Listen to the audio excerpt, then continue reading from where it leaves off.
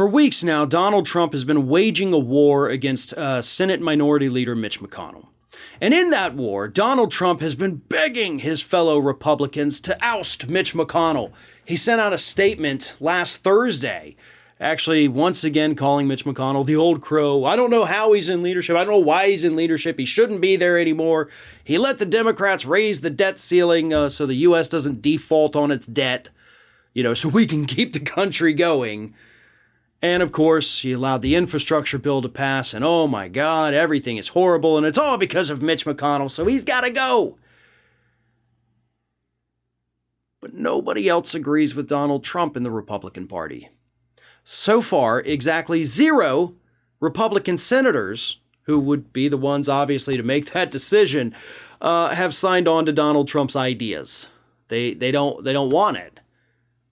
They don't agree with it. They don't like it. They think it's ridiculous. And so they're not supporting his effort to dethrone Mitch McConnell. In fact, all Trump has right now on his side are 2 long-shot Republican candidates for Senate who likely won't even get past the primary process. So, kind of hard to flex your muscle over the party when the entire party is looking at you and saying, we're not doing that. And this is becoming far too common to a point that it should worry Donald Trump. I've talked about this a lot recently because it is a big deal. And it shows that Donald Trump doesn't have any real power over the Republican Party.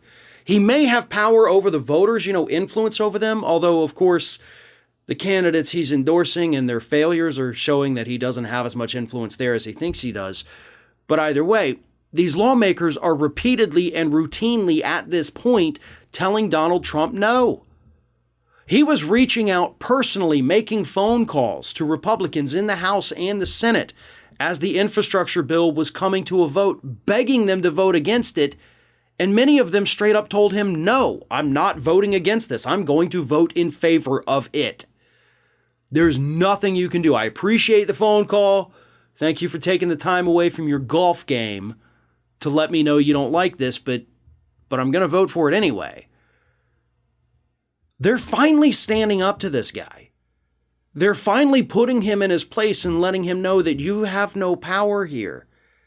There's nothing you can do to us that is even remotely scary. What are you going to do? Run a Senate primary challenger against me? Good luck with that. Your candidates have a statistically higher chance of losing than they do of winning. The primary candidates that he has backed against House candidates so far are being outraised by their incumbent counterparts. And of course, they're polling horribly. Trump's candidates suck. And that right now, of course, is the only threat he has against him. If you don't do what I say, I'm going to pick a primary challenger to run against you. And these Republicans in the House and the Senate are saying, all right, bring it on. All you're going to do is probably raise more money for me. You're going to increase my chances of winning re-election. So yes, please, for the love of God, send a primary challenger my way because I need more cash. They aren't afraid of him. And if Trump doesn't have that fear, if he doesn't have a way to instill the fear in these Republican incumbents, then he truly has no power at all over the Republican Party.